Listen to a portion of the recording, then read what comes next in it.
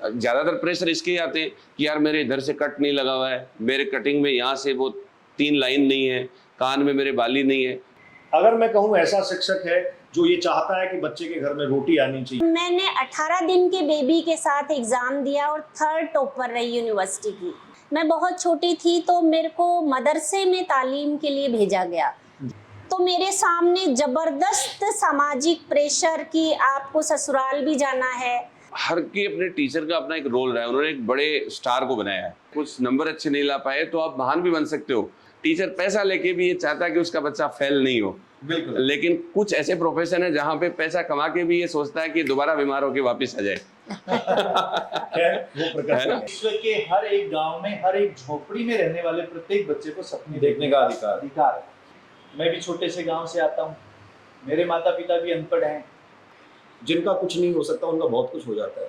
हाँ, लगता है कि आजकल की युवा पीढ़ी रील्स की बात ज्यादा मानती है। हाँ, यूट्यूब ने बोला है, इंस्टाग्राम ने बोला है। मुझे ऐसा लगता है कि आज लेकिन शिक्षकों के युग होता है। कुरान पढ़कर अगर वेद की बात कर सकते हैं तो वो तभी कर सकते हैं जब आपका दिल, दिमाग, मन बिल्कुल। इनमें कुरान में दोजख का जो है वो गरुड़ पुराण के नरक का पढ़े अपन जी, तो हाँ। सेम लगता है। मतलब मेरे सपने कोई बड़े नहीं है, लेकिन मैंने दिशा जो रखी है वो बहुत ऊंची रखी है। दोस्तों नमस्कार, हम सब शिक्षक हैं। शिक्षक होना सम्मान की बात है और आज ऐसे शिक्षकों, ऐसी शख्सियतों से मैं आपको रूबरू करवा रहा हूं जिनके अनुभव बहुत बृहद हैं, विशाल हैं। अपने शैक्षणिक काल में हजारों हजार विद्यार्थियों को गढ़ने, उनको बनाने और उनको तैयार करने में आप सबका बहुत अहम योगदान रहा है। जिन लोगों से मैं आपको मिलवाने जा रहा हूँ वो सब कई वर्षों का अनुभव तो रखते ही हैं, साथ में नव अंकुरित युवा पीढ़ी को दिशा और दशा देने में उनका अहम योगदान है, अहम रोल है। आज के इस वीडियो में हम सब लोग मिलकर कुछ ऐसी बातों, ऐसी सार्थक बातों की चर्चा आपसे करेंगे जिनसे आने वाले युवा वर्ग को, चाहे वो शैक्षिक दृष्टिकोण से इस बात को समझ रहा हो या फिर आम परिचर्चा में इस बात को ले रहा हो, उसके लिए ये लाभदायी होगा कि वो कैसे अपने कैरियर को एक नया आयाम दे, कैसे अपनी वैचारिक क्षमता और बौद्धिकता को ऊपरी पायदान तक लेके जाए और कैसे अपने आप को एक अच्छे व्यक्तित्व के रूप में स्थापित करें। आज इस श्रृंखला में सबसे पहले मैं आपसे रूबरू करवा रहा हूं, मेरे बाईं तरफ प्रोफेसर जुबिदा मिर्जा मैम बैठी हैं। ये एक तरीके से मेरी शिक्षिका हैं। जब मैं स्टूडेंट हुआ करता था तब आप कॉलेज में शिक्षिका के रूप में पदस्थापित हुई। आप इतिहास विभाग में प्रोफेसर हैं। राष्ट्रीय अंतर्राष्ट्रीय संगोष्ठियों में आपके पत्र वाचन के बड़े अनुभव हैं। आपका शैक्षणिक अनुभव भी एक शिक्षिका के रूप में करीब 30 वर्ष का है। लेखन और अध्यापन में विशेष रुचि के साथ सहज, सरल और सौम्य स्वभाव आपकी अपनी पहचान है। मेरे दाईं तरफ डॉक्टर रवि सर हैं। रवि सर अपने आप में हमारे शेखावाटी के जितने सारे युवा हैं और प्रतियोगी परीक्षाओं की जो तैयारी कर रहे हैं, इतिहास के प्रोफेसर होने के साथ साथ एक युवा आइकन के रूप में भी जाने जाते हैं।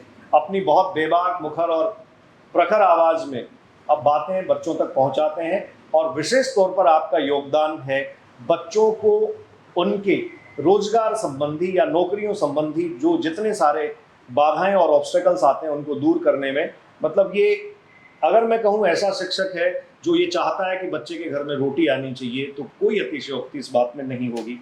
मेरे साथ डॉक्टर कैलाश सैनी सर बैठे हैं। सर ये भी अपने आप में एक सौम्य व्यक्तित्व के धनी हैं। आप वाणी प्रकाशन के लेखक हैं। 13 से अधिक पुस्तकों का प्रकाशन आपके कर कमलों से हो चुका है और शेखावाटी विश्वविद्यालय में आप शोध निर्देशक हैं। साथ ही हिंदी में एक उभरता हुआ नाम है और मुझे इस बात का गर्व है कि आप सब लोगों का स्नेह मुझे मिलता रहता है। हमारे साथ आज एक और विशिष्ट शिक्षिका डॉक्टर जयश्री मैम है। आप बॉटनी, मतलब मेरे ही सब्जेक्ट में शिक्षिका हैं, प्रोफेसर हैं और आप राजस्थान विश्वविद्यालय से अपनी PhD सबमिट कर चुकी हैं। कई सारे नेशनल और इंटरनेशनल जर्नल्स जो हैं उनमें आपकी पब्लिकेशंस हैं, आपके पेपर्स प्रकाशित हुए हैं, कई सारे रिसर्च आर्टिकल्स आपके हैं। और अभी जो ग्रेजुएशन में बच्चे बॉटनी पढ़ने आते हैं, जो पोस्ट ग्रेजुएशन में बच्चे बॉटनी पढ़ते हैं, मतलब अपने कैरियर को आयाम, दशा और दिशा देते हैं, उनको आप मार्गदर्शित कर रही हैं। रवि सर मेरे पास बैठे हैं। सर, आज का दौर, आज का युवा, और आप भी एक युवा शिक्षक मेरी नज़र में, मतलब मैं जितना आपको जानता हूँ, समझ पाया हूँ, आपको क्या लगता है कि आज का ये जो परिवेश है पहले से अब कितना बदला? देखो, सबसे पहले तो आपका बहुत बहुत धन्यवाद, इस मंच पर आपने हमें आमंत्रित किया। और दूसरी बात ये है कि दौर चाहे जो भी रहे, लेकिन टीचर और स्टूडेंट के रिलेशंस हमेशा से पाक थे, हैं और रहेंगे जी। तो उनके बीच में जो एक होता है ना कि बिन मांगे बादल बारिश देते हैं जी।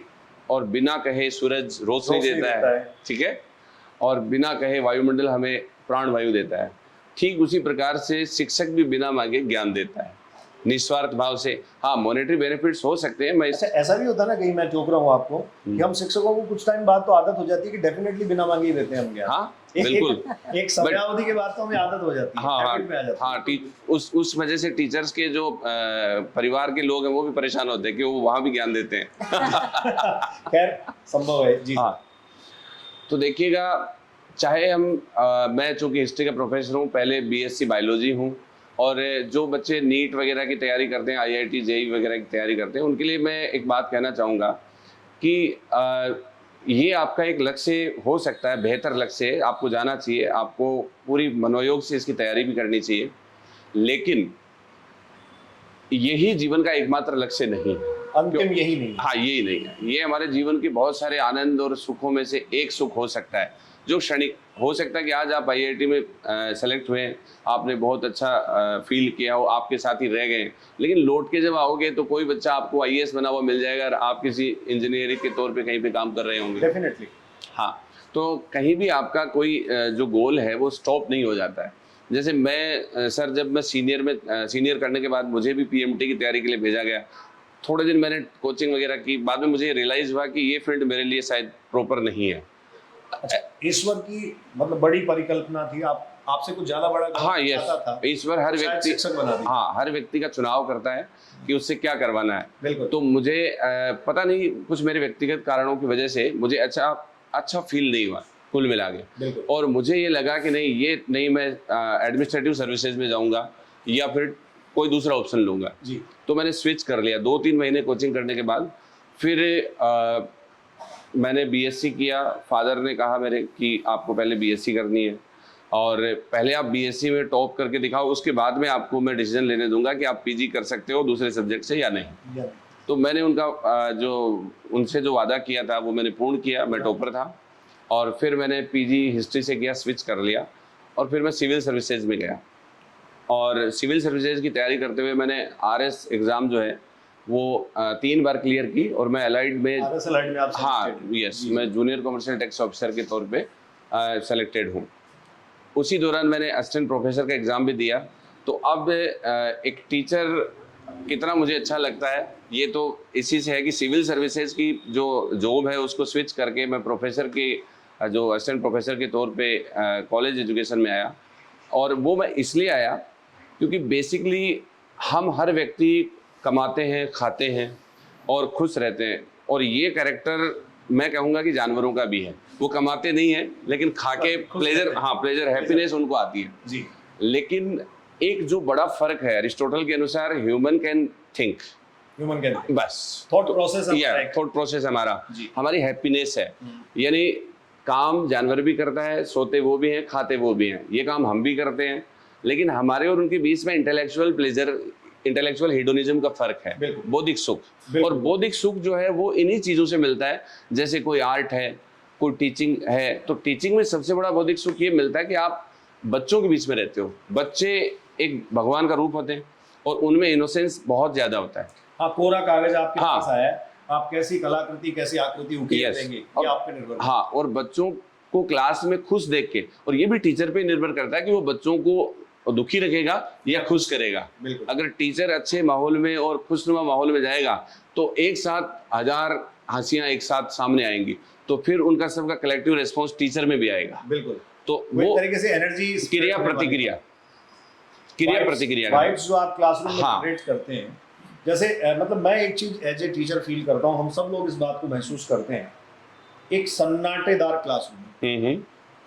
हो सकता है आजकल के क्लासरूम थोड़ा डिजिटल हो गए हैं तो इंटरेक्टिव पैनल सामने लगा होता है, पीछे हो सकता है कुछ अंधेरा हो, तो वो सन्नाटेदार और कम रोशनी वाले क्लासरूम भी आपको भविष्य की बड़ी उम्मीद दिखाते हैं। लोग कहते होंगे ना, लोग ऐसा कहते होंगे कि जहाँ बहुत चकाचौंध हो, जहाँ बहुत ग्लैमर हो, वहीं से कुछ बड़ा निकल के आता है। मैं कह रहा हूँ हजारों हजार बच्चों की अंधेरे में उन आंखों में आप चमक देखिए कि वो कहाँ तक उड़ना चाहते हैं, कहाँ तक जाना चाहते हैं। अगर आप ये पहचान पाए तो एक शिक्षक के रूप में आपका होना सार्थक है। देखो, प्रोफेशनलिज्म एक अलग चीज़ होती है। चाहे आईएएस बन जाए, चाहे कोई टेक्नोक्रेट बने, सब अपना अर्निंग करते हैं और ज़्यादा से ज़्यादा धन कमाना चाहते हैं। ये मनुष्य की ग्रीड है, बिल्कुल। ये उसका मनोवैज्ञानिक सुखवाद है, ये जिसको अपन हेडोनिज्म बोलते हैं, साइकोलॉजिकल हेडोनिज्म होता है। जी सर। लेकिन टीचर का प्रोफेशन जो होता है वो बाकी लोगों से इस मामले में अलग है कि इतिहास में आप ये देखो कि कितने ऐसे बिजनेसमैन हैं जिनको इतिहास जानता है, लेकिन टीचर्स को बहुत लंबे समय से जानते हैं। जैसे हमारे गुरुकुल में, जैसे महाभारत काल में रहे हो, चाहे रामायण काल में रहे हो, उसके बाद चंद्रगुप्त मौर्य के टीचर चाणक्य रहे चाणक्य हो, को बहुत हाँ, उसके बाद में आइकन माना शिवाजी जाता है। के गुरुजी हैं दादा कौंडदेव, उनकी माता जीजाबाई, और उसके बाद में अकबर के अब्दुल लतीफ। तो हर के अपने टीचर का अपना एक रोल रहा है, उन्होंने एक बड़े स्टार को बनाया है। और उनके पीछे जैसे सचिन तेंदुलकर हैं तो उनके टीचर आचरेकर जी हैं। हाँ, तो रमाकांत आचार्य। हाँ, तो ये सबका अपना एक रोल रहा है। और बच्चा जब ज़्यादातर टाइम अपना स्पेंड अपने क्लासरूम में अपने टीचर्स के साथ ही करता है, क्योंकि घर में तो फिर जैसे उसके दूसरे घर वालों के जैसे मान लो प्रेशर रहते हैं, सोना होता है, खाना पीना, नहाना, उसके बाद में उसका क्वालिटी टाइम नहीं होता है। क्वालिटी टाइम टीचर के साथ टीचर के साथ होता spend है। यस जी। तो टीचर अगर उसको एकदम चीयरफुल माहौल में रखेगा तो ये टीचर की भी जिम्मेदारी है और ये बच्चे की भी जिम्मेदारी है। बच्चा ये चाहे कि अपने टीचर में अपने पेरेंट्स को ढूंढे और उतना ही खुल के उनसे बातचीत करें। इमोशनल बॉन्डिंग बहुत इंपॉर्टेंट यस, होती है। और टीचर को चाहिए कि वो बच्चे को उसी तरीके से ट्रीट करे जैसे वो अपने बच्चों को देखता है, कि मैं अपने बच्चे के साथ जो चाहता हूँ, एक्सपेक्टेशन अपने बच्चे से, वही मैं इन बच्चों से चाहूँ। जो मैं अपने बच्चे को देना चाहता हूँ, मैं इन बच्चों को दूँ। तो ये जो आप अभी थोड़ी देर पहले आपने पूछा था कि क्या सिनेरियो चेंज हुआ है, तो वाकई सिनेरियो चेंज नहीं हुआ। थोड़ा बहुत मल्टीमीडिया का मैं ये कहूँगा, ये अच्छा भी है, ये बुरा भी है। इन्फ्लुएंस है। हाँ, इन्फ्लुएंस मतलब हम क्रॉनिक किसी चीज़ को रेस्पॉन्स करते हैं बिना कुछ जांच से परखे, इससे हमें थोड़ा सा बचना चाहिए। ये एक बहुत अच्छा माध्यम भी है, इसके माध्यम से आज और आप और हम इंटरेक्ट भी हो रहे हैं, बात कर पा रहे हैं, और ये बात लाखों लोगों तक जा सकती है। लेकिन यही अगर गलत बात हो तो लाखों लोगों को प्रभावित भी कर सकती है। तो इस चीज़ को भी थोड़ा सा करना चाहिए। एक युवाओं के लिए मैं बात यहाँ से कहना चाहूँगा, आजकल सबसे बड़ी सफलता जो है वो अपने आप को एक चरित्रवान व्यक्ति बना लेना ही बड़ी सफलता मानता हूँ, बाकी सफलताओं से। इन नशे हैं, सूखे नशे आ रहे हैं, या फिर गैम्बलिंग वगैरह है, या आप जुआ खेल रहे हो, तो ये एक ऐसा ट्रेंड चल पड़ा, या फिर आप इस तरीके से फैशन आइकन में इस तरीके से खोए पड़े हो कि आप अपने मूल चीज़ों को भूल के, और थोड़े दिन बाद में पता चलेगा कि वो नकली दुनिया जो थी वो असली नहीं थी। सूडोइज्म जो है वो काफी प्रभावी और काफी हावी होता है। यस, तो उसको स्टॉप करना है। ज़्यादातर प्रेशर इसके आते हैं कि यार मेरे इधर से कट नहीं लगा हुआ है, मेरे कटिंग में यहाँ से वो 3 लाइन नहीं है, कान में मेरे बाली नहीं है।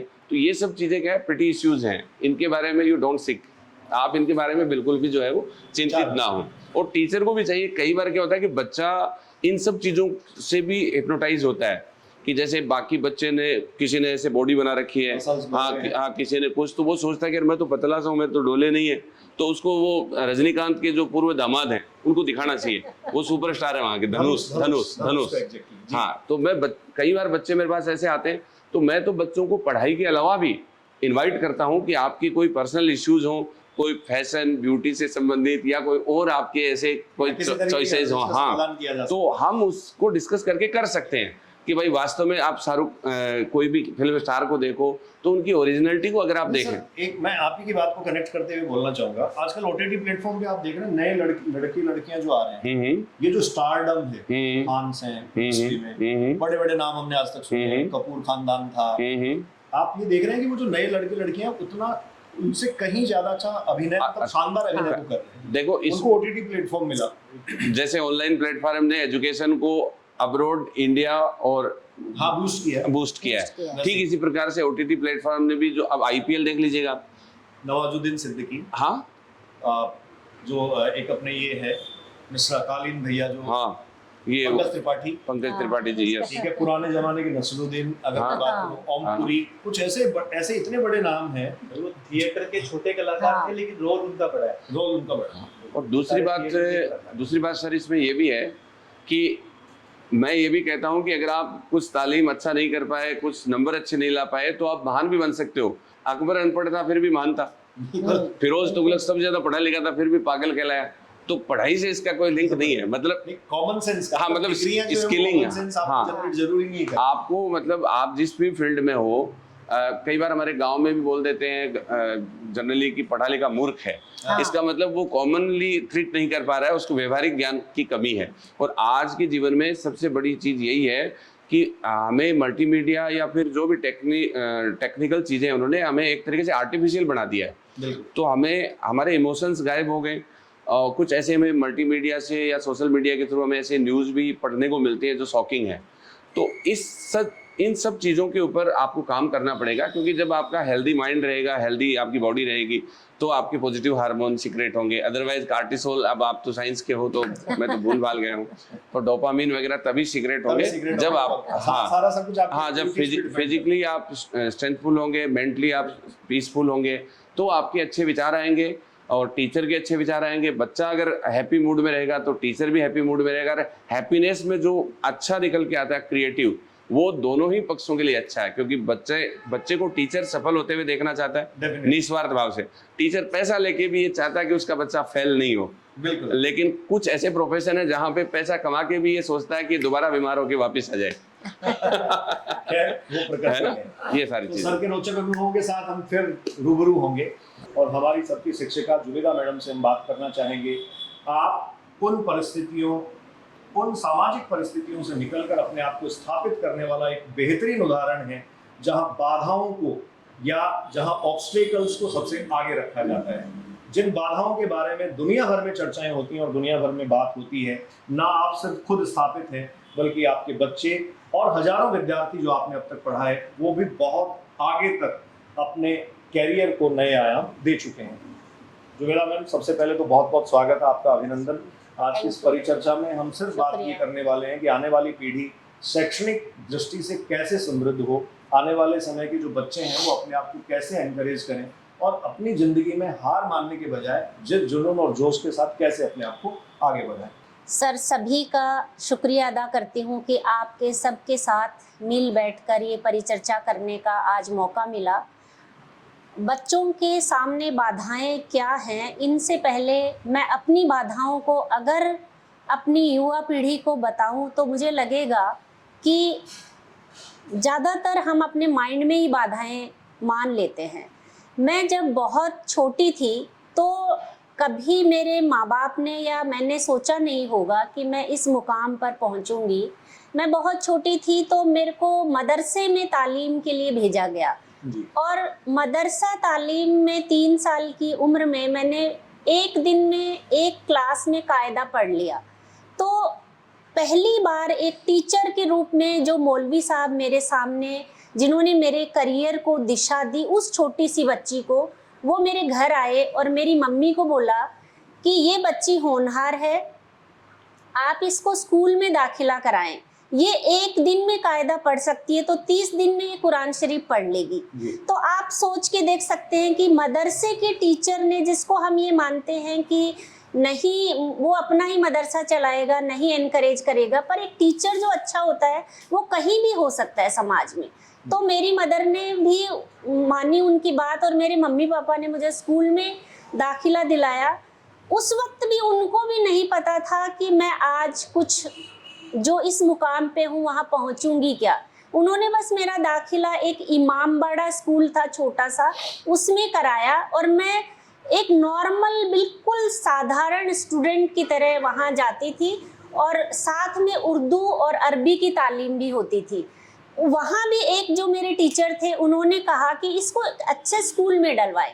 तो मेरी खुद की लाइफ में पल पल टीचर्स ने मुझे एनकरेज किया और उनके कहने पर मुझे एक अच्छे सरकारी स्कूल में, जिनमें सब कम्युनिटी के स्टूडेंट्स आते थे, वहाँ एडमिशन कराया। बाधाएं बहुत थी क्योंकि एक कंजर्वेटिव, एक सिंपल समाज में रह के आप बाहर आ रहे हो तो बच्चों से भी इंटरेक्शन उतना नहीं कर पाते, शर्मीला सा व्यवहार, एकदम घुटा घुटा सा चुपचाप रहने वाला जी। उस स्कूल में फिर सबसे पहले मेरे को आज भी अपनी मैडम का नाम ध्यान है, राधा चौधरी मैडम हुआ करती थी वो। अभी अगर मैम मेरे को कहीं सुन रही हो तो मैं उनको याद कर रही हूँ कि उन्होंने मुझे एनकरेज किया और 10th में उनकी वजह से मैंने झुंझुनू डिस्ट्रिक्ट टॉप किया।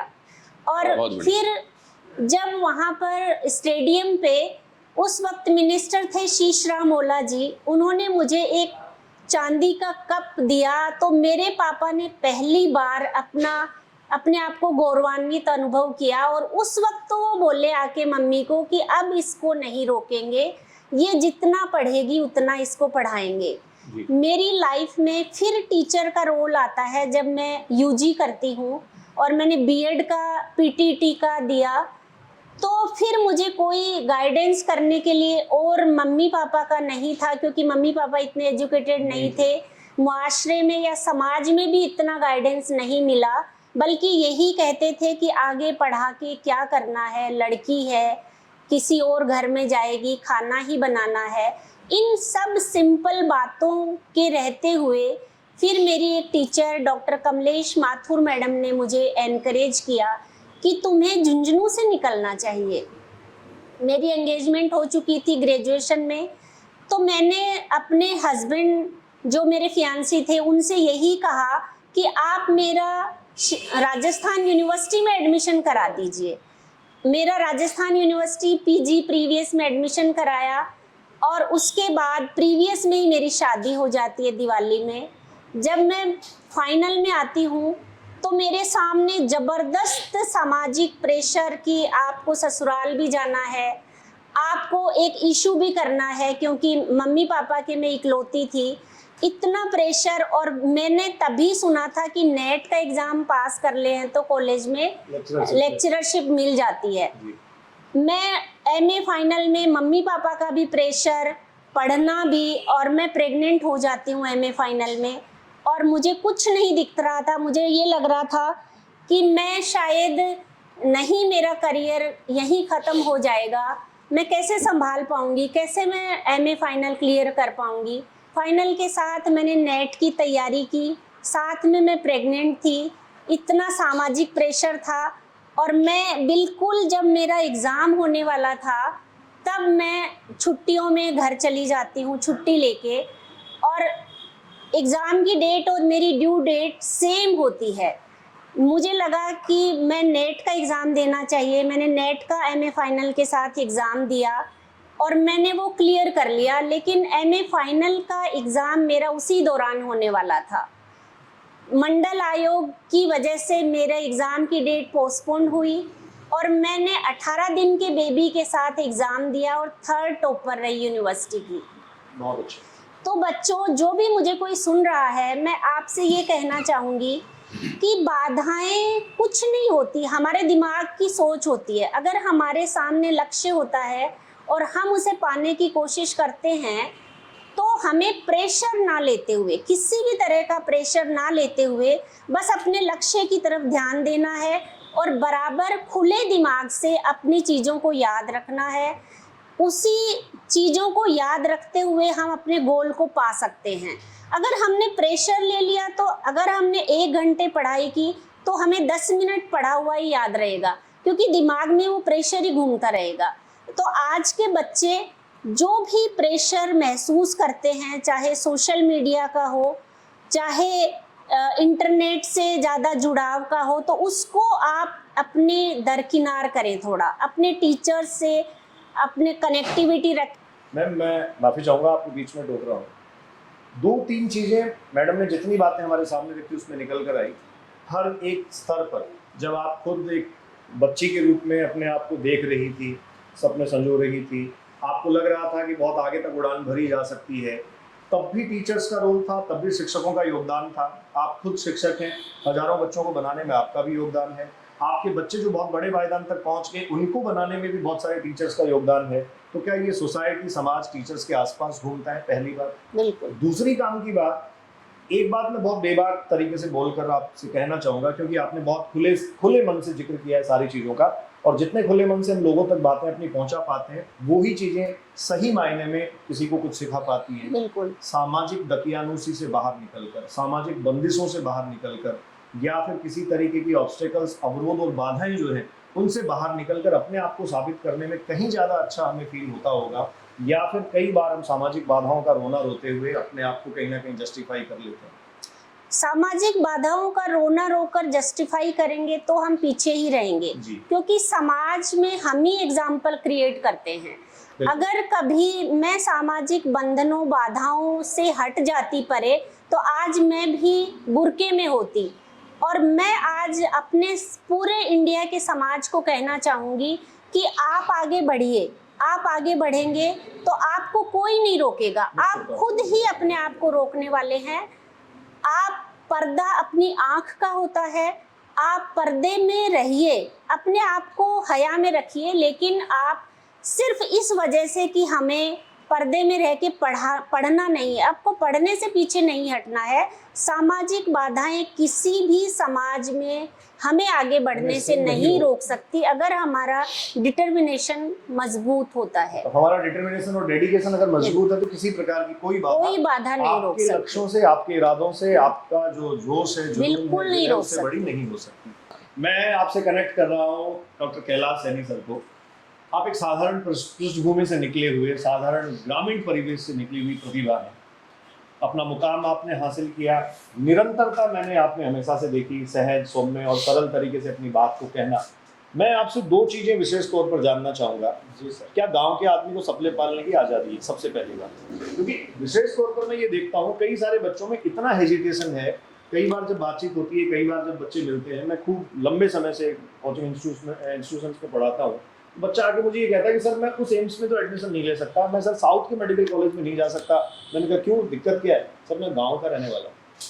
तो एक तो विशेष तौर पर मैं आपसे जानना चाहता हूँ कि गांव के आदमी को सपने देखने की आज़ादी है, और दूसरा आज के टाइम में जितना सर अभी बात कर रहे थे स्यूडोइज्म है, उससे कहीं इतर, उससे कहीं हटकर और उससे कहीं दूर क्या पढ़ने की जो प्रवृत्ति है, जो रीडिंग हैबिट्स हैं, जो किताबें हैं, उनकी तरफ हमें लौटना चाहिए? सबसे पहले तो आपका बहुत बहुत धन्यवाद। और मैं कहना चाहूँगा कि जब भी शिक्षक दिवस आता है तो MM बरडोलिया सर कुछ विशिष्ट शख्सियत को बुला करके अच्छे गुरुजनों के साथ एक अच्छा टॉक शो रखते हैं। इसके लिए मैं आपको साधुवाद देता हूँ। बहुत बहुत आभार सर। और सर लगातार आप भी 15 वर्षों से इस शिक्षा के क्षेत्र से जुड़े हैं। आप नीट के बच्चों को पढ़ाते हैं और आपने बड़े बड़े इंस्टीट्यूट में जो सेवा दी है और जितने हजारों बच्चों का आपने सिलेक्शन करवाया, मुझे भी बहुत सारे आपके स्टूडेंट्स मिलते हैं, तो मुझे सुन के खुशी होती है कि सर ने जिस विल पावर के साथ हमें पढ़ाया, तो वो एक अपने आप में एक मोटिवेशन है। आपने दो सवाल किए कि क्या गांव के बच्चे को सपने देखने का अधिकार है, तो मैं निश्चित रूप से कहूँगा कि भारत के लिए विश्व के हर एक गांव में, हर एक झोपड़ी में रहने वाले प्रत्येक बच्चे को सपने देखने का अधिकार है। और सपना भी मैं यूँ कहूँगा कि कोई भी बच्चा, छोटी सी नौकरी हो, चाहे उसको अंतरिक्ष में कोई खोज करनी हो, प्रत्येक मुकाम पे प्रत्येक बच्चा पहुंच सकता है। जी। प्राचीन काल में, या यूं कहें कि भारत की आज़ादी से पहले कुछ कठिनाइयां थी। भारत के आज़ाद होने के बाद शिक्षा के क्षेत्र में धीरे धीरे कुछ सुधार होते हुए, और वर्तमान परिदृश्य में तो इतनी सारी संभावनाएं हैं। सरकार के द्वारा सुविधाएं हैं, स्कॉलरशिप हैं, ये है, और ऐसे अच्छे गुरुजन हैं, ऐसे अच्छे गुरु, अलग अलग ऑर्गेनाइजेशन ऐसे हैं कि कोई भी बच्चा अगर डॉक्टर बनने का सपना ले रहा है, IAS बनने का ले रहा है, वैज्ञानिक बनने का ले रहा है, खिलाड़ी बनने का ले रहा है, प्रत्येक दिशा में उसके सपने साकार होने की पूरी गुंजाइश है। मैं भी छोटे से गांव से आता हूँ, मेरे माता पिता भी अनपढ़ हैं। मुझे जीवन में एक ही लक्ष्य लगा कि मुझे बड़े होकर के केवल कॉलेज प्रोफेसर बनना है। ना तो मुझे स्कूल में जाने का मेरा सपना था, ना मुझे सिविल सर्वेंट बनना था। सिंगल लाइन जी। स्कूल में भी मुझे बहुत अच्छे गुरुजी मिले, उनका मैं जिक्र करना चाहूँगा, आदरणीय नरेंद्र जी स्वामी सर। उन्होंने मुझे हिंदी को पढ़ना सिखाया।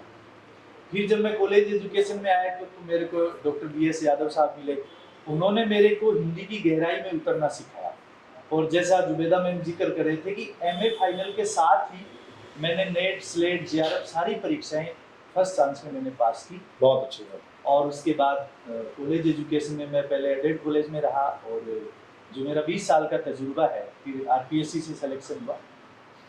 हजारों लाखों बच्चे हमारे से पढ़ के गए, और मैं हिंदी का विद्यार्थी हूँ, तो हिंदी में मेरे से पढ़े हुए नेट, JRF के बच्चे 1000 से ऊपर हैं, और हर भर्ती में 10-15 बच्चे सिलेक्ट भी हुए हैं जी। तो अब वो बच्चे गाँव के होते हैं। गाँव के बच्चों में जो विल पावर है, जो जील है, जो अपने गोल के प्रति जो समर्पण है, वो बहुत ज़्यादा होता है। बस उनके मन में, जैसा आपने फरमाया, कि डर है कि क्या मैं वहाँ तक पहुँच पाऊँगा, वहाँ वो निश्चित रूप से पहुँच सकता है। बस उसको आपके जैसे सुधी जो गुरुजन है उनके मार्गदर्शन की जरूरत होती है। और उसमें मैं समझता हूँ कि लगभग हमारी जो शिक्षक जमात है वो उसमें एक पूरी कोशिश करती है। मतलब अच्छे सेतु का काम वो कर रही है। मैं आप ही की बात को कनेक्ट करूँ सर, मैं कई बार देखता हूँ, जैसे हमारे एडमिशन टाइम चलता है कोचिंग्स में, जैसा आपने जिक्र किया 15 साल मुझे कोचिंग्स में हो गई, इससे पहले मैंने कॉलेज एजुकेशन में पढ़ा है जी। 2 साल में स्कूल में भी रहा, करीब 19 साल मैं पूरे कर चुका, 20वां साल मुझे पढ़ाते हो गया। मुझे कई बार एडमिशन के टाइम से लेकर क्लासरूम में जाने तक कई बार ऐसे बहुत सारे बच्चे दिखे जिनमें आप ये कह सकते हैं दुबले पतले छरहरे बदन वाले, जिनको देखने से आपको ये लगेगा कि इसमें कॉन्फिडेंस का अभाव है जी। किसी एक आप ये देखेंगे तो कहीं अगर खड़ा है, कहीं पंक्ति या लाइन बनी हुई है तो पीछे की तरफ आपको वो दिखेगा, अपने आप को थोड़ा एक्सपोज करने की कोशिश भी कर रहा है लेकिन कहीं अपने आप को हाइड भी कर रहा है, क्योंकि वो आपके सामने आके प्रोवोक होके या फिर उतनी कॉन्फिडेंस के साथ अपनी बात नहीं रख सकता। मुझे हमेशा एक चीज़ ने अट्रैक्ट किया कि वो जो बच्चा आया है सामने, कहीं ना कहीं उसके अंदर इतनी चीज़ें पल रही हैं, इतनी चीज़ें चल रही हैं। आपके सामने एक बच्चा खड़ा होकर बहुत बोलता है, बहुत कॉन्फिडेंस के साथ बोलता है, बहुत अच्छा ऑडिटर है, हम मान सकते हैं और ये तय है कि वो बहुत ऊंची जगह जाएगा, बहुत बड़ी जगह जाएगा, लेकिन मुझे लगता है कि उससे कहीं ज़्यादा संभावना है वो एक जो बैठा है पीछे, जिसके अंदर इतनी चीज़ें उमड़ ज्वालामुखी। हाँ, वो ज्वालामुखी की तरह वो कभी भी फट सकता है। अगर उस फटने वाले बच्चे की संभावनाओं पे आपने कभी गौर किया हो तो मैंने ऐसे हजारों हजार बच्चे मेरे इस पूरे करियर में देखे हैं जो एक वाक्यांश हिंदी का राजस्थान के संभावनाओं को सिद्ध कर दिया। हाँ, सिद्ध कर दिया। राजस्थान के ऐसे गांवों से आए, ऐसे रिमोट एरिया से आए जो एक वाक्यांश एक सेंटेंस हिंदी का सीधे तरीके से नहीं खड़े होकर बोल पाते थे। अपन सभी गांव से ही तो हाँ, हम सब ग्रामीण परिवेश के लोग हैं। मैं इसीलिए ये चर्चा स्पेशली ऐसी कर रहा हूँ। वो आज ऐसे ऐसे संस्थानों में पढ़ते हैं। मैंने वो भी एक सिचुएशन देखी जब बिल्कुल एक रिमोट एरिया जहाँ कोई एक झुंड आता है बच्चों का, बहुत सारे बच्चे चल के आते हैं, आप वहाँ किसी ऐसी सिचुएशन में हैं कि आपको मदद की जरूरत होती है और अचानक एक बच्चा आके कहता है कि आप तो सीकर में MM सर आप बॉटनी पढ़ाते हैं। जी सर। मतलब मुझे लगता है कि इससे ज्यादा बड़ा अचीवमेंट हो ही नहीं सकता। बिल्कुल नहीं हो सकता सर। ऐसा एक वाकया मेरे साथ हुआ, मेरा कार एक्सीडेंट हुआ तो मैं एकदम बेड पे आ गया। फिर मुझे कुछ साथी लोग दिखाने के लिए गए, जयपुर गए, डॉक्टर CM शर्मा जी थे, चंद्रमोहन शर्मा जी, तो वहाँ मुझे यूं पकड़ के ले जा रहे थे, तो अचानक से सामने से 2 युवक एकदम ऐसा ही बने हुए 2 लड़के थे, मेरे स्टूडेंट थे। मैंने रवि सर ने उनको दोनों को साथ पढ़ाया, वो अरविंद जी और कमल जी सर मेरे साथ हुआ। सर आपके साथ ये क्या हुआ? मैंने कहा मेरा एक्सीडेंट हो। मैंने उनको पहचाना नहीं और एक इधर कंधा दिया, एक ने यूं करके मेरे को यूं उठा लिया। बोले सर आपके कैसे एक्सीडेंट हुआ? तो उन बच्चों का वो, मैंने उनसे पूछा कि आप कौन हो, क्या हो, कैसे है? बोले सर हम आपसे पढ़े और हम ऐसा ही बन गए। तो मेरा सारा दर्द गायब हो गया। ऊर्जा देती है ये चीजें हमें ऊर्जा। ये चीज हमें ऐसे मिलती है। रवि सर को तो पता है, जैसे हमसे कई बच्चे पढ़ने आते हैं, जो विकास लड़का है वो, उसके कोई मामा फौजी थे, वो लेके आए कि ये लड़का नालायक है, पढ़ता नहीं है, इसका कुछ नहीं हो सकता। हमने उसको अच्छे से पढ़ाया, अच्छा मार्गदर्शन दिया। वो लड़का गजेटेड अफसर है, फर्स्ट ग्रेड में स्कूल लेक्चरर है। इस बात से मैं आऊंगा और इसका जवाब मैं रवि सर से लूंगा स्पेशली, क्योंकि मुझे लगता है कि आप बहुत सटीक बोल पाएंगे इस पे। जिनका कुछ नहीं हो सकता उनका बहुत कुछ हो जाता है। हाँ, भाई जिनका ना कोई सहारा है वो बेसहारा नहीं है। और उनका मैंने देखा है कि बहुत बार बहुत कुछ हो जाता है। मतलब कई बार सोसाइटी, परिवार रिजेक्ट कर देते हैं। ये इसके लिए मैं आपको थोड़ा सा इतिहास में लेके जाऊंगा। जितने भी महान लोग हुए हैं, मैं जनरली बच्चों को ये भी बोलता हूँ कि आप तो बहुत अच्छी स्थिति में हो, अगर आपको नॉर्मल इंसान बनना है तो आप नौकरी कर लो, और अगर आपको महान बनना है तो आप एडवर्स पोजीशन में जाओ।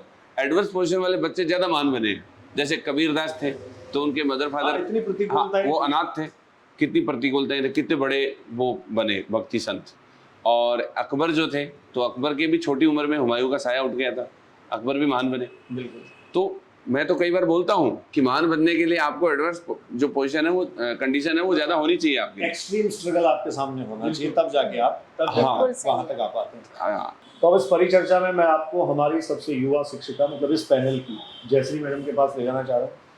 आप बॉटनी की प्रोफेसर हैं। बॉटनी मतलब मैं बच्चों को क्लासरूम में बहुत सीधा सीधा कहता हूँ, खुला कहता हूँ कि मेरे लिए सबसे पहले सबसे आगे बॉटनी है, क्योंकि मेरा जो जैसा जीवन स्तर है, जैसा मैं चल पा रहा हूँ, अगर 2 लोग मुझे कहीं पूछते हैं, घर परिवार रिश्तेदार समाज के लोग अगर कहीं किसी इज्जत भरी निगाह से मुझे देखते हैं तो उसका सिर्फ एक कारण है और वो है botany. Back to nature sir, back to nature, प्रकृति की ओर लौटो, प्रकृति बॉटनी है, प्रकृति बॉटनी। अच्छा, मुझे इस बात की बहुत खुशी है कि मैं बॉटनी का स्टूडेंट हूँ और लगातार सीखने सिखाने का ये सब प्रोसेस हाँ। चलता रहता है। मैडम, आज के दौर में आप बच्चों को देखते हैं, बच्चों को डील करते हैं, आपको लगता है आपके और उनके परिवेश में भी कुछ लगातार फर्क आ रहा है, क्योंकि आप इस ट्रांजिशन को मुझे लगता है ज़्यादा अच्छे से समझ पा रही हैं। फर्क बिल्कुल आया है। First of all thank you sir, हमें बुलाने के लिए और ये ऑनर देने के लिए आपके टॉक शो में। और सर बॉटनी से आप ही नहीं, मैं भी बहुत प्राउड फील करती हूँ क्योंकि ये हमारी आइडेंटिटी जी। है। आज हम जो हैं इस विषय की वजह से हैं। ट्रांजिशन तो सर डेफिनेटली देखने को मिला है। हर जनरेशन का एक अपना बोल सकते हैं एक चैलेंज होता है। बिल्कुल। ये नहीं कहती कि पहले चैलेंज कम थे और आज ज़्यादा है, ऐसा नहीं है। हर का अपना अलग चैलेंज है। हम स्टूडेंट से डील करते हैं, आजकल स्टूडेंट सोशल मीडिया से बहुत कनेक्ट है। ये मुझे बहुत बड़ा कंसर्न लगता है एक्चुअली, तो मैं बात कर रही हूँ। सोशल मीडिया अच्छा है, बुरा है, और बच्चे बहुत ज़्यादा पॉजिटिव चीज़ें लेते भी हैं। जैसे आप ऑनलाइन प्लेटफॉर्म पे आप भी अवेलेबल हैं, तो आपसे बहुत कुछ सीखते भी जी। हैं। पर जितना मुझे लगता है पॉजिटिव चीज़ें लेते हैं, हमें डिस्ट्रैक्शन का मटेरियल ज़्यादा अवेलेबल है। डेफिनेटली। डिस्ट्रैक्शन का मटेरियल ज़्यादा अवेलेबल है, और कहीं ना कहीं मैं ये भी सोचती हूँ कि वो ज़्यादा अट्रैक्ट करता है स्टूडेंट्स को। हाँ। तो पहले मेरे को लगता था कि बचपन से अपन ऐसे सोचते हैं कि बच्चा अपने टीचर की बात ज़्यादा मानता है पेरेंट्स की बजाय। मेरी टीचर ने ऐसे बोला है, मेरी टीचर ने वैसे बोला है। मुझे आजकल ऐसा लगता है कि आजकल की युवा पीढ़ी रील्स की बात ज़्यादा मानती है। हाँ, यूट्यूब ने बोला है, इंस्टाग्राम ने बोला है। मुझे ऐसा लगता है कि आजकल युवा पीढ़ी रील्स की बात ज़्यादा मानती हाँ, है। बिल्कुल बिल्कुल सही। सही कह रहे हैं आप। अच्छा, एक छोटी सी बात मैं कनेक्ट करूँ आप वाले में। जैसे मैं सरकारी स्कूल में पढ़ा, तो हमारे दौर में ऐसा होता था, हमने कोई बात गुरुजी से डरते डरते जैसे तैसे हिम्मत करके पूछी जी, पूछते ही वो कहते थे ये किताब में लिखा है। मतलब मैं वो प्रमाण देते ये हैं। समझ पा रहा हूँ कि वो लास्ट लिमिट होती थी कि ये क्यों हुआ। जैसे मुझे कहा गया, मान लो मैं बॉटनी का स्टूडेंट हूँ, मैं किसी सेल कोशिका की बात करूँ कि इस कोशिका में ये कैरेक्टर क्यों आया, तो गुरुजी का आखिरी वाक्यांश होता था जहाँ सब कुछ बंद हो जाता था, ये किताब में लिखा है। जी। मैं पढ़ाता हूँ, हम सब टीचर्स हैं। आज का स्टूडेंट ये नहीं कहता, वो सर, साथ में एविडेंस लाता है, एविडेंस लेके आता है। गूगल करके दो चीजें आपके सामने लाता है, आप जैसा ही बोलते हो तो पहले इस एविडेंस के साथ आपसे वो दो हाथ करना चाहता है कि ये ऐसा क्यों हुआ। तो चैलेंजेस तो डेफिनेटली तब भी थे, आज भी हैं, आज लेकिन भी वो है, बदले हैं, बदल उनका गए। स्वरूप बदला है जी। बट मैं स्टूडेंट्स के लिए एक बात जो मुझे ऐसे लगती है कि आजकल के स्टूडेंट्स का जो थॉट प्रोसेस है, जो क्रिटिकल थिंकिंग है, वो मुझे थोड़ी कम लगने लगी है। वो सोचते नहीं हैं। हाँ, उनके पास एसेसरीज ज्यादा है। एसेसरीज ज़्यादा हैं कि कुछ भी किया, गूगल किया, क्रोम पे देखा, जो भी उनके पास अवेलेबल मटेरियल है, तो वो जी। उतना सोचते नहीं है। तो मुझे लगता है कि थोड़ी क्रिटिकल थिंकिंग जो है Reduce हो रही है। रिड्यूस हो रही है। और कहीं ना कहीं जैसे कॉम्पिटिटिव एग्जाम्स हैं, हम बहुत सारे कॉन्सिक्वेंसेस देखते हैं अगर वो सक्सेस नहीं होते हैं तो उनका यही है कि ये लाइफ का एंड नहीं है। बहुत प्लेटफॉर्म है। मैं अपनी बात करती हूँ, मैं स्कूल टाइम पे कोई इंटेलिजेंट स्टूडेंट नहीं रही थी। इंटेलिजेंट तो नहीं। जुबैदा मैडम इंटेलिजेंट रहे हैं, रवि सर इंटेलिजेंट रहे हैं, ऐसे ही आपने टॉप किया है, और मैम ने भी अभी जैसा बताया, मैं तो खुद बहुत साधारण मैं बहुत ही साधारण एवरेज एजुकेशनल बैकग्राउंड का स्टूडेंट स्टूडेंट रही मैं भी हूँ। साधारण था। और फिर मैंने जैसे मेरे पर ऐसा है कि लाइफ के हर स्टेप पे एक टीचर ने आपको हमेशा इंस्पायर किया है। डेफिनेटली, चाहे आप बैक बेंचर हो, चाहे आप टॉपर हो, जी। कोई ना कोई आपको लाइफ में इंस्पायर जरूर करता है। तो पहले मेरे बायोलॉजी के टीचर थे स्कूल में, फिर मेरी बॉटनी की प्रोफेसर थी जहाँ से मैंने कॉलेज किया। पोस्ट ग्रेजुएशन तक शायद मैंने कभी अपने करियर को लेके इतना सीरियस नहीं लिया। फिर एक सर थे प्रोफेसर एस सुंदरामूर्ति, जैन यूनिवर्सिटी में, उनसे मैं बहुत इंस्पायर हुई। एंड देन आई डिसाइडेड कि मुझे ये करना है।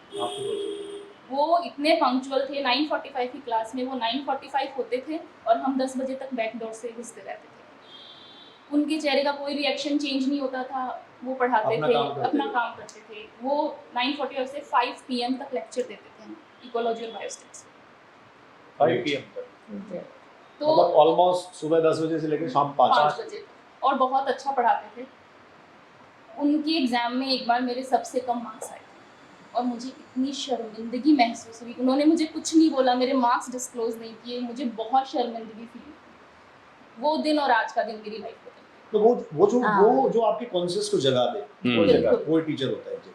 बिल्कुल। बिना कहे आपको वो मेरी लाइफ का टर्निंग पॉइंट था। एंड देन आई डिसाइडेड कि मुझे साइंस बॉटनी की फैकल्टी बननी है। और बिल्कुल ऐसा, एक तो पंक्चुअलिटी मैंने उनसे बहुत सीखी, और एक वो कभी भी ये फील नहीं करते थे कि मैं बच्चों को पढ़ाता हूँ। हमने उनको बहुत थैंक यू बोला, उन्होंने बोला नहीं, मुझे गवर्नमेंट इस चीज़ के लिए पे करती है, ये मेरी ड्यूटी है। ड्यूटी।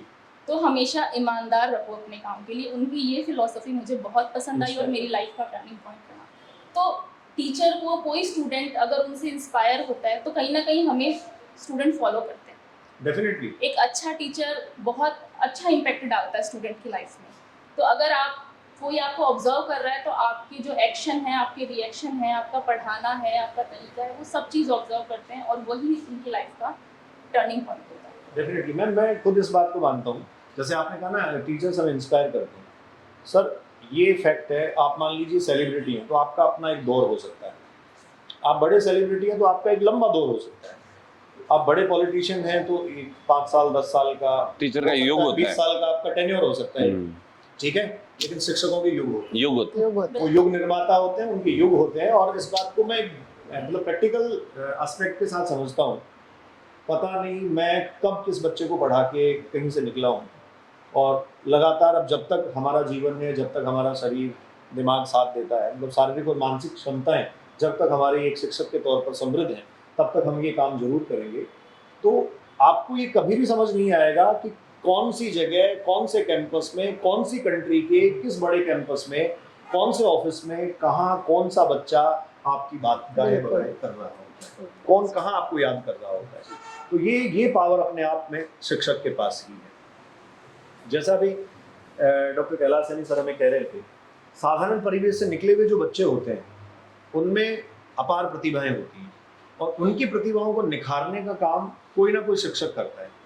कोई ना कोई शिक्षक हमें शेप देता है, कहीं ना कहीं आके चीज़ें हमें वो ऐसी पकड़ाता है, हमें ऐसी बताता है, हमें वो इंस्पायर कर देता है। क्योंकि हम सबके कैरियर में अगर 20-25 साल हमने पढ़ाई करी है तो डेफिनेटली हंड्रेड्स ऑफ टीचर्स आते हैं, सैकड़ों शिक्षक आते हैं, लेकिन उसमें से कुछ चुनिंदा नाम हमें याद रहते हैं और हमेशा हमेशा याद रहते हैं। हम हमारे स्टूडेंट्स को भी जब बोलते हैं, बताते हैं, तो उनकी एग्जाम्पल्स हम उनके साथ साझा करते हैं।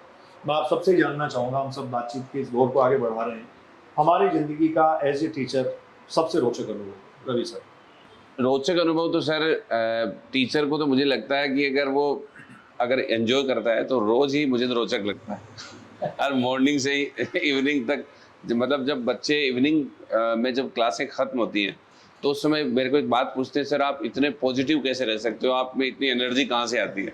तो मैं तो उनको एक ही बात बोलता हूँ कि ये एनर्जी मुझे आप लोगों में से आती है। आप लोगों में से हाँ, कि आप लोग अगर हेल्दी रहते हो और अगर हम अपने बच्चे को प्रेरित कर पाते हैं तो, क्योंकि उसमें कोई पर्टिकुलर तो जैसे मेरी चॉइस नहीं रही और मैं इसको डिफाइन भी नहीं कर पाऊँ, बट इतना ज़रूर कहूँगा कि सर जैसे कि आप बता रहे थे ग्रामीण परिवेश और एक मेमोरी वाली जो बात अभी मैडम बता रहे थे, इन दोनों बातों को ग्रामीण परिवेश के बच्चे ज़्यादा रेस्पॉन्ड अच्छा कर पाते हैं। और पहले की और वर्तमान की जो टीचिंग में थोड़ा सा जो एक फ़र्क है वो जो मेरे को देखने को मिला, मेरे फादर भी साइंस बैकग्राउंड से, तो मेरे फादर के फिजिक्स के, केमिस्ट्री के जो लॉज हैं वो उनको अब तक इंग्लिश मीडियम में एज इट इज़ याद है।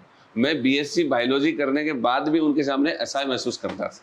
तो ये जो डिस्ट्रैक्शन है ना मल्टीमीडिया के, इसकी वजह से, क्योंकि हमारे दिमाग को इतना अभ्यस्त नहीं बनाया हमने, और उन्होंने इतना बनाया कि मुझे बीएससी बायोलॉजी में टॉपर होने के बावजूद भी मैं अपने फादर से, मतलब वो 12th तक ही उन्होंने पढ़ा, उसके बाद में वो स्विच करके इंग्लिश लिटरेचर से बीए किया उन्होंने जी, फादर ने, फिर एमए किया। तो मतलब उनको देख के मुझे लगता था कि यार हमारी तालीम में उनके मुकाबले गिरावट आ गई है, और अब हम बच्चों में ये देख रहे हैं कि हमारे मुकाबले उनमें थोड़ा सा, भले उनके स्कोर अच्छे आ रहे हैं, लेकिन उनके जो स्थायी, जो दीर्घ स्मृति कोष में उनके जो फैक्ट्स हैं या उनका थॉट प्रोसेस जो है वो थोड़ा सा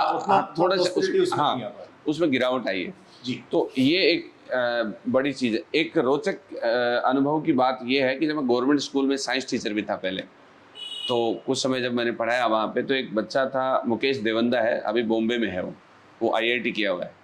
और मुकेश अगर मुझे कहीं सुन रहा है तो वो इस चीज़ को फील कर सकता है। वो यहाँ फाउंडेशन जैसे अपने कोर्स चलते हैं जी, तो इसमें वो किसी कोचिंग के लिए आना चाह रहा था। मैंने उसको रोका, उसको 9th क्लास से ही ले रहे थे। वो इतना इंटेलिजेंट था कि मतलब वो मैथ्स जो है उसको भी वो ऐसे बिना लिखे हुए ऐसे बैठे बैठे कैलकुलेट कर देता था।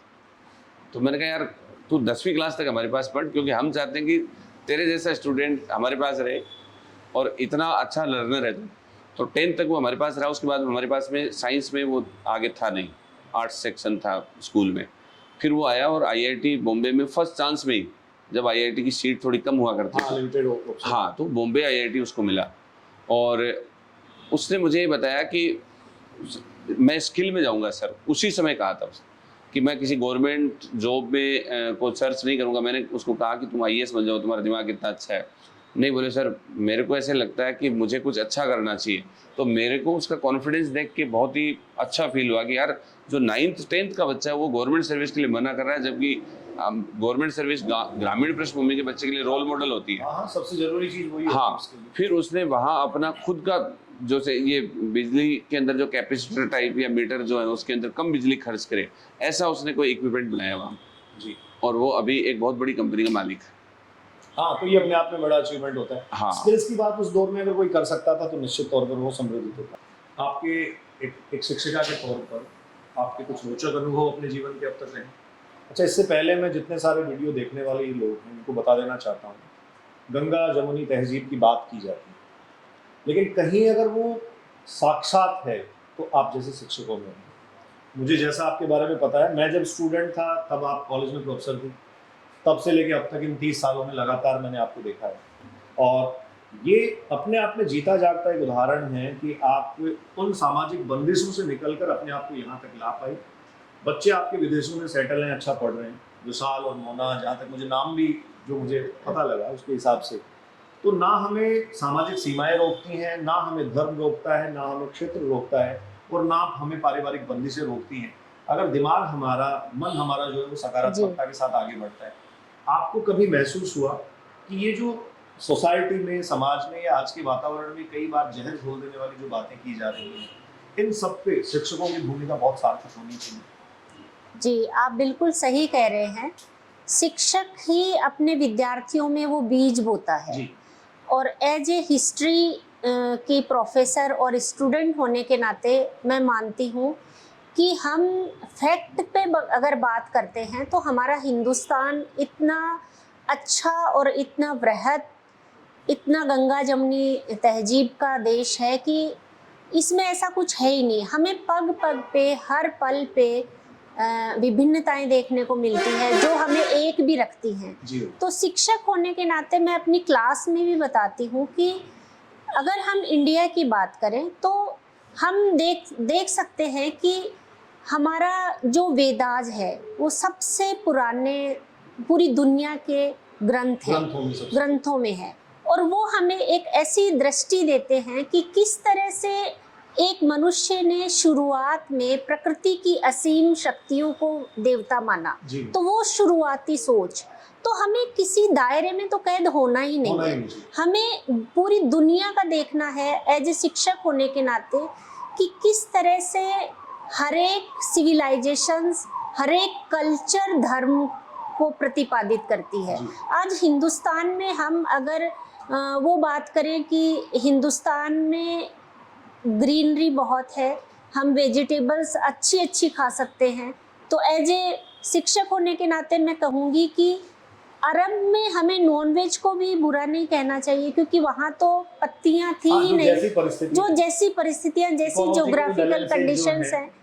तो शिक्षक होने के नाते हम बिल्कुल समाज में वो चीज़ें विद्यार्थियों के नाते शुरू से दे सकते हैं।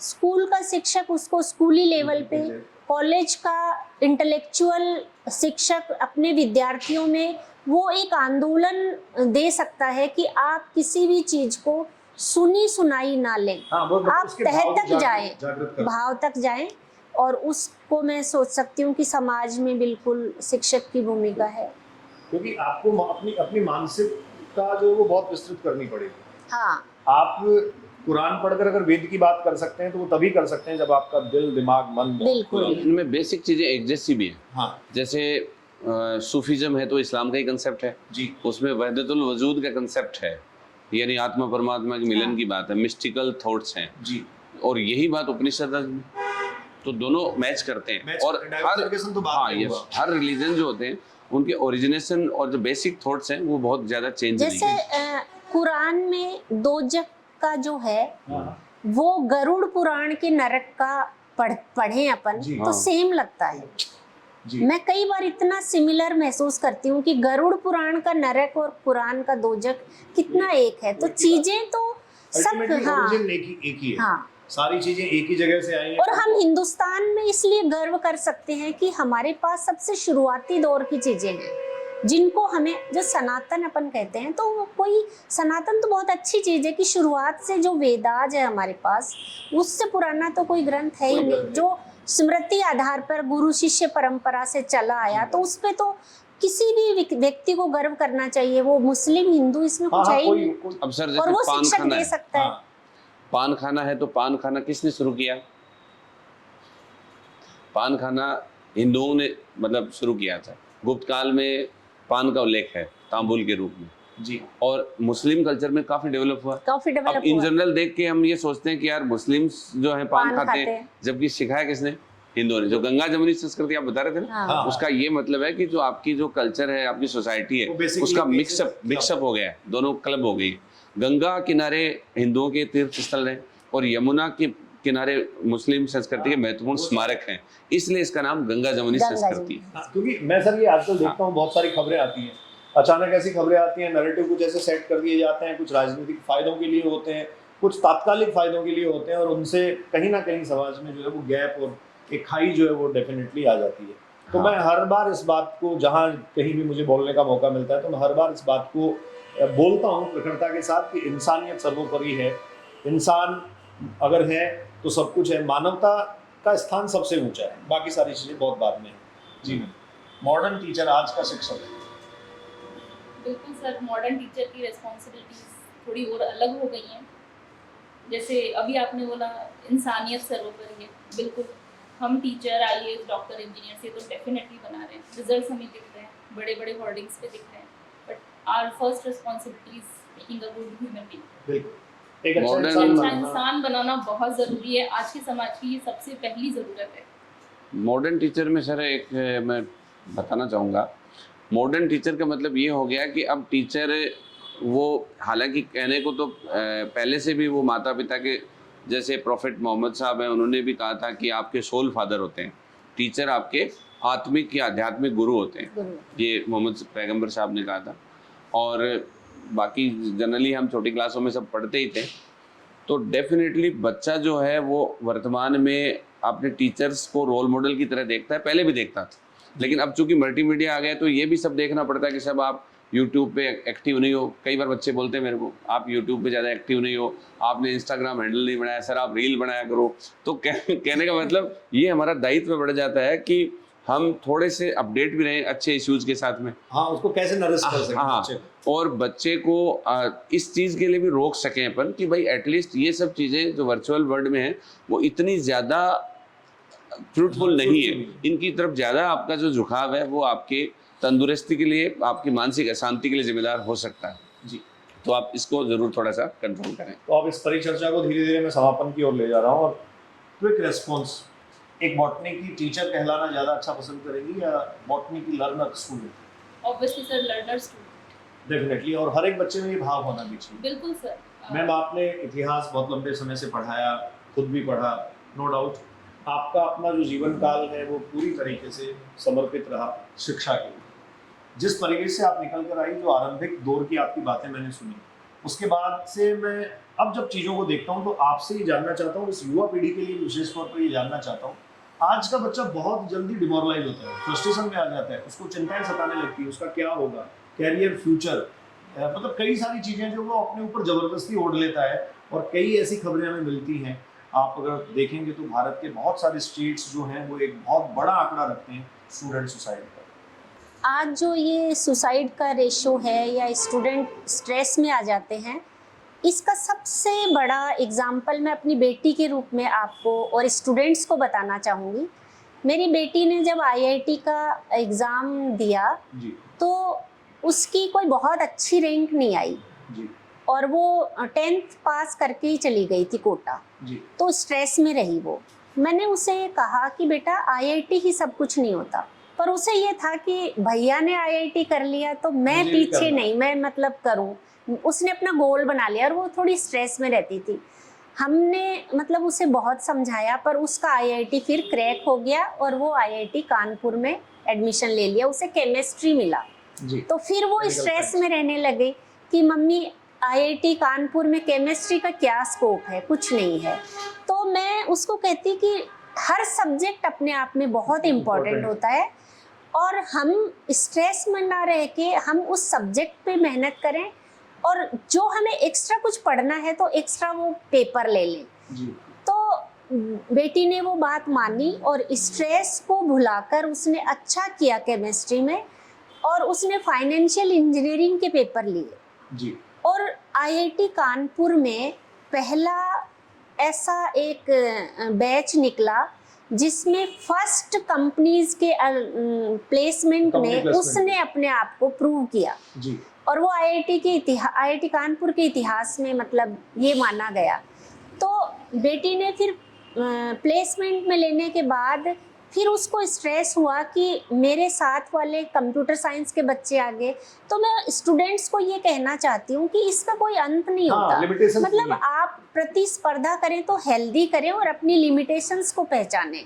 अगर आप स्ट्रेस लेकर आगे बढ़ सकते हैं तो स्ट्रेस भी कोई बुरी चीज़ नहीं है, पर स्ट्रेस को अपने पे हावी ना होने दें। तो काउंसलिंग हमें एज ए टीचर करनी पड़ेगी, जी एज ए पेरेंट्स करनी पड़ेगी, और हमारी काउंसलिंग अगर सही डायरेक्शन में जा रही है और स्ट्रेस लेकर स्टूडेंट कुछ करना चाह रहा है तो वो बहुत बहुत अच्छा है। जी वो समाज के लिए भी बेनिफिशियल है, बिल्कुल वो हमारे पेरेंट्स के लिए भी गर्व करने की चीज़ है।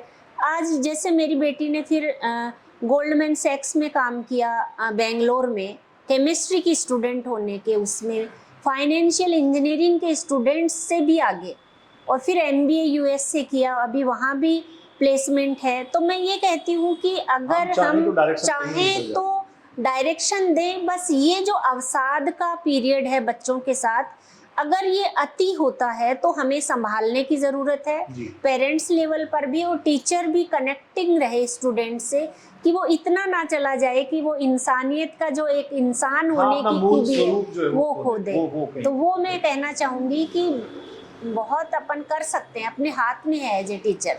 मतलब सारी बातों का सार एग्जैक्टली यही है कि इमोशनली कनेक्टिविटी जो है वो स्टूडेंट और Students टीचर की की हमेशा इस बारे में होनी। सर मैं भी कुछ कहना चाहूँगी। जी जी मैम जब मैंने नेट करने की सोची तो मेरा फर्स्ट अटेम्प्ट में नेट नहीं हुआ था। मैं शायद 0.5 या 1 मार्क्स से रह गई थी। मैं बहुत डिवेस्टेटेड थी। मैंने मेरे पापा को रोते रोते फ़ोन किया, मैं कहा मेरा तो नेट नहीं हुआ। मैं बहुत रो रही थी, और मैं जोधपुर थी, वो मैं पिलानी से हूँ। तो मेरे पापा ने मुझे एक बात बोली थी कि मेरे लिए नेट ज़रूरी नहीं है, तुम ज़रूरी हो। ग्रेट कि नेट नहीं है कोई बात नहीं, बेटी 100 जरूर ऑप्शन है तुम्हारे लिए, तुम जो बोलोगे वो करना। नेट ज़रूरी नहीं है मेरे लिए, तुम इम्पोर्टेंट हो। वो नेक्स्ट डे मेरे पास आ गए, और मैं इतना फ्री फील की कि मैंने जो सोचा, मैंने उनको अपना गोल बताया और मेरे फेलियर भी बताए, तो उन्होंने उस चीज़ को एक्सेप्ट किया जी कि नहीं होता कोई बड़ी बात नहीं है, हो सकता है ये तुम्हारे लिए ना हो। तो मैं हर पेरेंट को ये कहूँगी, अपने बच्चे पे विश्वास करो। हाँ बिल्कुल। अपने बच्चे से बात करें। अपने बच्चे से बात करो और इतना उसमें विश्वास जगाओ कि वो आप पे ट्रस्ट करे कि उसकी लाइफ में कुछ भी ऐसा आ रहा हो, कोई स्ट्रेस हो जो वो झेल नहीं पा रहा हो, तो वो आपके पास आए और आपको बोले और आप उसे समझो। जी ये सबसे ज़रूरी है पेरेंट्स का समझना। आज ये जो सुसाइड्स ये cases जो होते हैं। हो रहे हैं, इसका मेन रीज़न है बच्चे एक्सप्रेस नहीं कर पाते थे। तो मुझे वो माहौल मिला कि शायद मैंने अपना फेलियर खुल के अपने पेरेंट्स को बताया, और उन्होंने उस चीज़ को इतना नॉर्मलाइज कर दिया कि ये लाइफ में कोई बड़ी चीज़ बड़ी नहीं है। चीज जी। जी तो हर पेरेंट को मैं ये कहना चाहूँगी कि अपने बच्चे के डिसीजंस को, फेलियर को, सक्सेस को उतना खुल के एक्सेप्ट करो कि वो आपको बता सके, आप पे विश्वास कर सके। हाँ अपने बच्चे के डिसीजंस को आप वेटेज दें। वेटेज अगर उनको वेटेज देंगे, सही तरीके से समझेंगे चीज़ों को, निश्चित तौर पर आगे बढ़ने की संभावनाएं होंगी। एक शिक्षक के तौर पे आपने बहुत सारे रोचक अनुभवों को सुना। अब मैं डॉक्टर कैलाश सैनी सर से ये जानना चाह रहा हूँ कि जैसा शैक्षणिक परिवेश आपका रहा, जैसी आपकी अपनी क्षमताएं थी, जिस परिवेश से आप निकल के आए, आपको कौन सी चीज़ ऊर्जित करती है, रोमांचित करती है, लगातार आगे बढ़ने की प्रेरणा देती है, और आपको क्या लगता है कि ज़िंदगी में आगे बढ़ते रहने के लिए लगातार अपने आप को मतलब जिसको मोटिवेशन आजकल कहते हैं, मैं मोटिवेशन को वैसे बहुत टेम्परेरी चीज़ एनर्जाइज। डिसिप्लिन सबसे ज़्यादा जरूरी है ज़िंदगी में। तो सर आपको क्या लगता है कि चीज़ों को हमें आगे बढ़ाने के लिए और सकारात्मकता के साथ खुद को भी आगे ले जाने के लिए हमें कौन सी वैल्यूज अपने अंदर हमेशा क्रिएट करके रखनी होती है, और आपके अपने जीवन के कुछ रोचक अनुभव? सर जैसा मैंने ये देखा है कि व्यक्ति की एक दिनचर्या, जीवन का लक्ष्य एक तो होता है मेन लक्ष्य, और उस मेन लक्ष्य तक पहुंचने के बाद भी लक्ष्य कुछ और बदल जाते हैं जी और लाइफ में उस टारगेट तक पहुंचने के लिए आपको बहुत छोटे छोटे टेढ़े मेढ़े रास्तों से गुजरना पड़ता है। ऊबड़ खाबड़ भी रास्ते आते हैं, कहीं आपके सामने चैलेंजिंग टास्क आते हैं, कई बार मुसीबतें बढ़ जाती हैं, तो वहाँ हमें सकारात्मक चीज़ों की ओर बढ़ना चाहिए। कई बार ऐसा भी देखा गया है कि आपने कोई एजुकेशनल कोई टारगेट लिया, वो पूरा नहीं हुआ, तो मैंने बड़े बड़े मतलब मेरे सपने कोई बड़े नहीं है, लेकिन मैंने दिशा जो रखी है वो बहुत ऊंची रखी है जी। मैं ये दिशा मानता हूँ। मेरे हो सकता है कि मेरा अपना एक अलग सोच है। मैंने विभिन्न प्रकार के खूब सारे काम किए, बहुत सारे कामों में मुझे सफलता भी मिली, बहुत सारे कामों में मुझे असफलता भी मिली, कुछ अच्छे लोग मिले, कुछ कम अच्छे लोग मिले, डेफिनेटली। लेकिन मैं कभी डिमोरलाइज नहीं होता। मेरे साथी लोग भी कभी मेरे चेहरे को नहीं पढ़ सकते। मेरे अंदर बहुत सारी ऐसी चीजें भरी पड़ी हैं कि जो मेरे जगह अगर कोई दूसरा हो तो वो शायद टूट जाए, बिखर जाए या पता नहीं क्या हो जाए, लेकिन मुझे ईश्वर ने ऐसी शक्ति दी है और मेरे गुरुओं ने मुझे इतना धैर्य दिया है कि मैं उन परिस्थितियों से बखूबी निकल पाया। और मैं ये मानता हूँ कि जीवन में आदमी को बहुत प्रकार के काम करके देखना चाहिए। हाँ, अपने स्किल्स को आजमाना चाहिए। मेरा कोई वन वे नहीं है। अल्टरनेट्स होने चाहिए। जैसे रवि सर मुझे कोई बताएंगे कि यार ये काम अच्छा है, इसमें आप कुछ अच्छा करके दिखाए, मैं वो भी करूँगा। आपने मुझे सजेस्ट किया कि आप अच्छा ये काम अच्छा है, तो मैं वो भी कर सकता हूँ। जुबेदा भाई मुझे कोई सजेस्ट करेंगे कि सर ये इन सारे साइड से इतर है, तो मैं उसके लिए, हालांकि इसका मतलब ये नहीं कि हम कई सारी नाव पे सवार हो गए, लेकिन मेरा एक पर्सनल व्यू है कि मैं मेरे अंदर के जो चैलेंज को मतलब स्वीकार करने की जो शक्तियाँ हैं उसको मैं परखने की कोशिश करता हूँ। जहाँ तक संभव होता है मैं ये कोशिश करता हूँ कि इस टारगेट को मैं अचीव करूँ, और बहुत सारे टारगेट मैंने अचीव किए भी जी। और आगे भी। मैं जो विद्यार्थी, ये बात मैं इसलिए कह रहा हूँ, जैसे कई बार हम कहते हैं कि यार ये नहीं मिला तो ये कर लो, ये नहीं मिला तो ये कर लो। बड़ा टारगेट है, बड़ी चीज छूट गई, तो छोटे टारगेट से कोई भी बच्चा अपना कैरियर बना सकता है। छोटे छोटे जो लोग हैं, कोई आजकल यूँ देखा जैसे चाय की एक छोटी सी दुकान है, कोई व्यक्ति बहुत बड़े होटल का मालिक बन गया। बिल्कुल। किसी ने खेत में सेब उगाए, किसी ने चंदन उगा लिए, किसी ने नींबू संतरे का व्यापार किया। तो धरती व्यक्ति के कार्य करने की इतनी बड़ी एक हमारे सामने एक बड़ा प्लेटफॉर्म है। हाँ, बहुत संभावनाएं हैं। तो प्रत्येक विद्यार्थी से मैं ये आग्रह करूंगा और उनको मैं विश्वास दिलाता हूँ कि अपने कैलिबर को, एक चीज जैसे सुसाइड के केस इसलिए होते हैं कि बच्चे को ये लगता है कि मेरा सब कुछ खत्म हो गया, हाँ। अब मैं इसके अलावा कुछ नहीं कर सकता। खत्म कहीं भी नहीं होता, खत्म कुछ है ही नहीं, रास्ता और बदलना मैं ये पड़ता है। मानता हूँ कि 1000 दिशाएं, एक व्यक्ति के लिए 1000 दिशाओं का कैलिबर ईश्वर ने उसके अंदर भरा है और वो कर सकता है। तो मेरा विद्यार्थियों को यही संदेश है कि अपने अंदर बहुत सारी ऊर्जा है, बस ऊर्जा को एक अच्छा मार्गदर्शक मिले, वो खुद भी सर्च करे और विद्यार्थी अपने आप को उसके काबिल माने, तो उस दिशा में उसको निश्चित रूप से सफलता मिल सकती है। बहुत अच्छा सर, जैसे आपने बताया, मैं तो कभी कभी ये भी समझता हूँ, ये भी मानता हूँ। मैं कहीं यही सुन रहा था आपको एक जगह, और मैं अपने बच्चों को भी बहुत बार कहता हूँ कि हमारे गुरुजी हैं हिस्ट्री के, वो ये कहते हैं कि भारत के आदमी की एक खास बात है कि भारत का आदमी 100 साल जी के भी ये कहता है कि इस काम के लिए समय कम पड़ गया। ये मैंने आप ही को कहीं सुना। हाँ, बिल्कुल बिल्कुल। अक्सर ये कमी बताते। तो वैसे ही मैं सर की बात को कनेक्ट करना चाहूंगा कि डायरेक्शंस जो है ना, वो जैसे आप कह रहे थे 1000 दिशाएं हैं, मैं कह रहा हूँ दिशाएं इतनी ज्यादा है कि हमारा जीवन छोटा है, जीवन कम है, जीवन छोटा है। जनरली क्या होता है कि समय अभाव की शिकायत भी वो लोग करते हैं जो सबसे ज्यादा समय को नष्ट करते हैं, क्योंकि उनका क्या डिसिप्लिन प्रॉपर नहीं होता है। हाँ। वो गैर जरूरी चीजों में अपना समय जाया कर देते हैं और जरूरी चीजों के लिए समय नहीं बचता है। बिल्कुल। तो टाइम मैनेजमेंट भी एक बड़ा इशू है। सबसे जरूरी चीज टाइम हाँ। मैनेजमेंट की है। और सबसे बड़ी बात ये है कि भाई जैसे वो बाहुबली में बोलता है ना कि थोड़ा इतना स्ट्रेस तो आपके चेहरे पे बनता है, अच्छा लगता है, जैसे शिवगामिनी की बहू में इतना तो एटीट्यूड होना चाहिए, है ना। तो ठीक उसी प्रकार से ये है कि भाई हर बच्चे में थोड़ा स्ट्रेस तो होना चाहिए, क्योंकि चैलेंज के बिना रिस्पॉन्स नहीं आएगी जी। और वरना वो जिंदा नहीं रहेगा एक्चुअली। और जैसे मैडम ने कहा ना कि अगर आपको स्ट्रेस आगे बढ़ाता है तो स्ट्रेस कोई बुरा नहीं है। हाँ, बुरा नहीं है। एक स्लाइड्स या स्लाइड पार्शियल प्रेशर जिम्मेदारी है भाई अगर अपन इस चीज पे काम करने लग जाएं कि मेरे को स्ट्रेस नहीं लेना, तो ये भी एक स्ट्रेस है। समझे? इसके लिए बार बार सेशन लेना या फिर वो वीडियो सुनना कुछ नहीं। एक मैं ये कहता हूँ कि डिसिप्लिन लाइफ अगर होती है ना प्रॉपरली, टाइम पे उठ रहे हो, टाइम पे खा पी रहे हो, संवाद हो रहा है गुरुजियों से, टीचर्स के साथ में, अपने कलीग्स के साथ में, और फिल्में भी देखो, थोड़ा बहुत मनोरंजन भी करो, खुद को जिंदा रखो थोड़ा सा। बिल्कुल। तो ये सारी चीजें बहुत आपको पॉजिटिव एनर्जी देती हैं। आज की युवा पीढ़ी और- इस चीज को स्ट्रेस कहती है। हाँ। जैसे हम लोग मान लो सुबह घर से निकले, हम सब लोग पढ़ाने निकलते हैं, मुझे ये पता है कि मेरे 4 क्लासरूम में मुझे ये टॉपिक पूरे करने हैं। अच्छा, मुझे ये भी पता है कि थोड़ा सा लेंदी है, मुझे थोड़ा सा एफर्ट्स ज़्यादा लगाने पड़ेंगे। मैं सुबह से जब काम को शुरू करता हूँ, शाम तक जब उनको पूरा कर लेता हूँ, तो वो जो खुशी आपको होती है ना अंदर से कि आपने वो पूरा कर लिया। अच्छा, उसका एक पार्शियल प्रेशर था आप पे, स्ट्रेस था, और मैं ये मानता हूँ कि वो जो स्ट्रेस था वो अगर नहीं होता तो आप शायद वो टॉपिक्स पूरे नहीं कर पाते। तो किसी भी टारगेट को, किसी भी गोल को अचीव करने के लिए पार्शियल प्रेशर तो जरूरी है। एक गरीब आदमी अपने घर से निकलता है सुबह और वो शाम को घर तभी लौटता है जब उसको पता है कि मेरे सारे दिन काम करने से और कमाने से ही मेरे बच्चे खाना खा पाएंगे। तो ऐसा प्रेशर, ऐसा स्ट्रेस मुझे लगता है जरूरी है। मेरे फादर एक बात बोलते, अब भी बोलते हैं, पहले भी बोलते हैं, कि आप रोज जब खाना खाओ तो आप अपने डेली लाइफ का अकाउंट करो, और अकाउंट करके ये आप खुद से पूछो, खुद से, कि क्या आपने आज के दिन को जस्टिफाई किया है क्या आप इस खाना खाने के हकदार हैं क्या आप ये बहुत रोटी के बड़ी बात हकदार है। हैं क्या। बहुत ये मेरे अच्छी फादर, जो मतलब मेरे फादर ही मेरे सबसे बड़े शिक्षक हैं। मैंने अभी तक किसी का नाम नहीं लिया कि पर्टिकुलर कोई टीचर मेरे लाइफ में रहा हो। फादर जो थे, मतलब वो जब हम पढ़ते थे तब और अब दोनों ही समय, हर बात पे, जैसे हम नॉर्मल नंबर भी ले आते हैं तो बोलते हैं कुछ नहीं है, 2 दिन का काम है, ये तो कुछ नहीं है, ये तो होता रहता है, आपको करना है। हाँ। और मतलब इतना ज़्यादा खेत में काम करवाते थे हमसे, क्योंकि पहले एक्स आर्मी मैन रहे, डिफेंस पर्सनल रहे, हाँ, तो उनका डिसिप्लिन इतना ज़्यादा कि आप खूब काम करो। जो आदमी ईमानदार है वो सब जगह ईमानदार रहेगा, जो खेत में काम कर रहा है वही पढ़ेगा। वो हाँ, तो पढ़ेगा भी वो। मेरा खूब काम किया हुआ है बिल्कुल। खेत में। मिल्किंग का, दूध निकालना मुझे आता है, सारे काम मुझे आते हैं, जितने भी एक डोमेस्टिक लेडी के काम होते हैं, रोटी बनाने को छोड़ के वो सब मुझे आते हैं।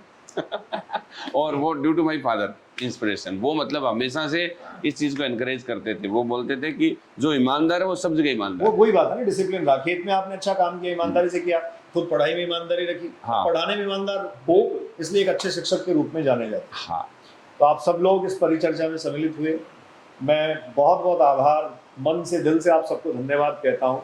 जुबेदा मैम एक बड़ा अनुभव हमारे साथ थी और अपने आप में इतना बड़ा उदाहरण है। आज मैं आपके साथ एक स्टूडेंट के नाते बैठा और अपने आप को बहुत समृद्ध महसूस कर रहा हूँ।